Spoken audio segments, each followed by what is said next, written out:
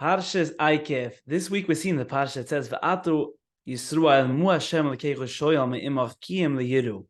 Rasha explains that even though Moshe Rabbeinu said a lot of mitzvot until now, there was a long, harsh past to the Eden until now. He said, Rasha says that you could always come here and just start focusing, and Hashem still likes you. Hashem still wants you, and wants your avodah, wants you to love Him and to have yirah, to have ahava, and don't think about the past and just continue on, and it will be amazing. So today we're going to talk about keeping your old stories. So you'll ask some people, why don't you learn? Why don't you do this? Why are you not motivated? And, why you're not succeeding? They will have books and books of stories, when you would know my childhood, you would know how much hardships I went through. You wouldn't ask me, what I went through, what happened to me this 2 years ago. I'm not this type of person. I'm this, I'm that. A bunch of stories, a whole Parshas Eikev they have of, I was in the Midbar, I had the Masa from Bilam, I had the Mon, I had the Eigel, what I went through. And all of this is affecting me. And a lot of this work is done with therapy and inner child work, which is amazing. People go back to their past and they try to clean out their past trauma, their past stories, their inner negative beliefs, and all of these things that were deeply rooted in them, that is currently holding them back from living the beautiful life, from avodas Hashem, from succeeding and everything that this brings along. And that's very, very good work. It's great work because it goes back to the root. But you have a tool inside of you that's hidden inside of you, which is so powerful. It's called your inner willpower, your inner wielding of what you want to do. Now, I'm going to tell you the most powerful question that you could be asking yourself, which that is going to help you propel forward and not be so attached to your past stories, because people want to legitimize, why they're not currently succeeding, or why they're in a current rut, and why they're messing up currently. So they're trying to blame it on the past instead of thinking proactively, what am I going to do now? It's way easier to just tell yourself a story that this happened and that happened. So this is how it happened last year and this year. So that's why I'm not taking any action, and that's why it's going to continue being as it is right now. What is the most powerful question that you could ask that's going to bring out your inner will? And that brings me to talk about this yirah and ahava. It says, "Kiyam liyiru es Hashem, alo ahavu es Hashem." What is the difference between avodas Hashem from yirah and avodas Hashem ma'ahava? We know that yirah, there's two steps, there's two levels. There's yirah so oynish, there's fear. Hashem is going to kill me. Hashem is going to put me in Gehenna. He's going to burn me. I'm so scared to do avodas, and that's why I'm doing the mitzvahs, because I'm just scared. I have fear. That's level number one. Level number two is in awe. It's called awe. I'm like, wow, let's say you come to space and I show you all the stars, and I show you how big each star is, and I show you the moon and the sun.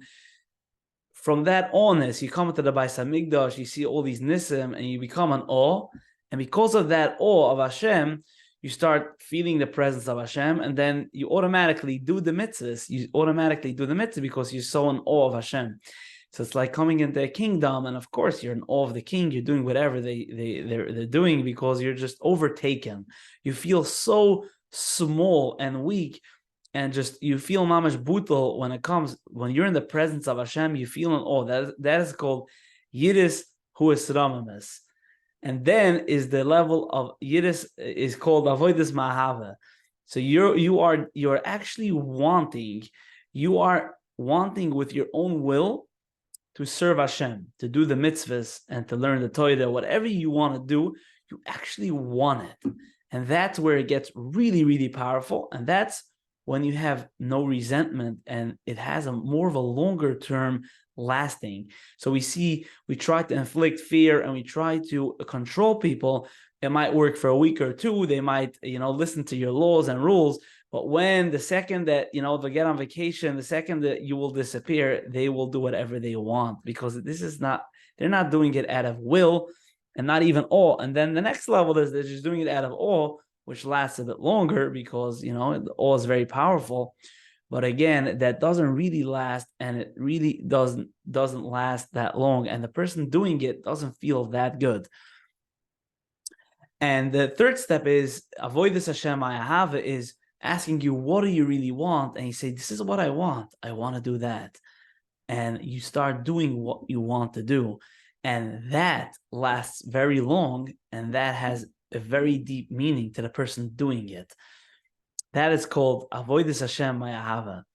Now, going back to the notion of how do you utilize your willpower, and how do you let go of your past stories, and how does it all come together? So I will teach you the simple steps of doing it in avoidus Hashem. So we know people plan business, they plan goals, and they plan their vacations, they make tasks, and they do errands in order to prepare for something. When you have a wedding, you prepare for like 2 months.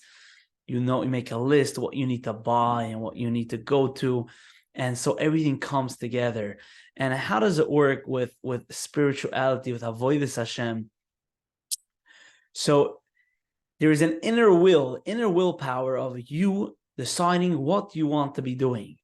This is the most powerful question you can ask yourself, is what is it that I want? What is it that I want? Ask yourself this question 30 to 40 times. Say it over and over again. Now you're gonna write down certain categories in avoidus Hashem that you want to get to. So everything has thousands of stages. The person who is, who didn't keep Shabbos, a person that is a Baal Tshuva, that is coming from a secular life, what do they want? They want to get at a stage that they keep Shabbos. They want to get at a stage they make their kitchen kosher. If you're at a different stage, you're at the next level. So what do you want? Let me think. What do I want? Okay, I want to start learning Daf Yomi.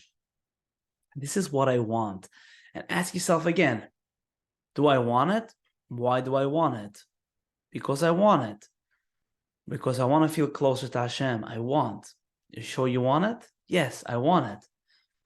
Then ask yourself again, what is it that I want in davening? What is it that I want? So I want to, focus on one part of Shemona Esrei. This is what I want. I want to come 2 minutes before Mincha and not run into it. This is what I want. This is what I want. I want to sing one song at my Shabbos table to start feeling the elevation of Shabbos. This is what I want. So this is not something that your father is telling you to do and you're doing it for approval, or your community, or any society, any person around you. That is all driven by fear, because you want to be approved by them. You want to ask yourself, what is it that you want? What is it that you want to do? Okay, so then you identify, this is what I want to do next, based on my current situation, and to the next level that I want to go. This is what I want to do. And you're going to know what you want, because based on your knowledge and your inspiration that you've seen by other people and people that you admire, there is deep down things that you would like to do, and you're pushing it over a long time. Once you start tapping in to the will of what you want, you're going to start detaching from your past stories. You're going to see it happens automatically. You're going to stop thinking in the patterns of, what did I do till now? Oh, I flopped, I this.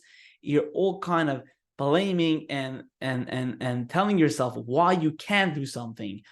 You're going to go into the next phase of, okay, based on my situation, based on my past, based on all my stories, now going ahead in the future, what is it that I want to level up and avoidus Hashem? It can mean in every aspect. It can mean in mitzvahs. It can mean in very little details. Start with little details, with 2-3 little details, and work on that. You will see that when you work on little details, the big details automatically grow on its own. That is another trick. So let's say if I make a goal, I want to start, doing Nagelwasser every day. Okay, this is my goal. This is how I want to get closer to Yiddishkeit. So I decide this is what I want. I want to do it. This is what I want. And every day I ask myself, do I want it? I want it. And I check at night if I did it. So I do it. I do it for 20, 30 days. And then automatically I find myself davening better. So that is a different trick. If you work on small things, the smaller things you work on, the bigger things work out. Don't try to shoot big. Okay, I want to learn 10 hours a day. Let's make a goal. This is enough. We're not learning, and we got to start doing this, and then everything falls on its head because it lacks motivation and it's too hard. You choose 2-3 little things that you really want, and you ask yourself, what is it that I want? What is it personal to you that you want? That's when you go into the realm of avodas Hashem Ahava, because you are doing it because you decided to do it. And even fear and awe is also out of will. You can't tell a person, have Yiras Hashem. I'm counting till 3. You must have Yiras Shamayim in 2 minutes. It's not. They have to choose to do it. So everything has to come from your own will.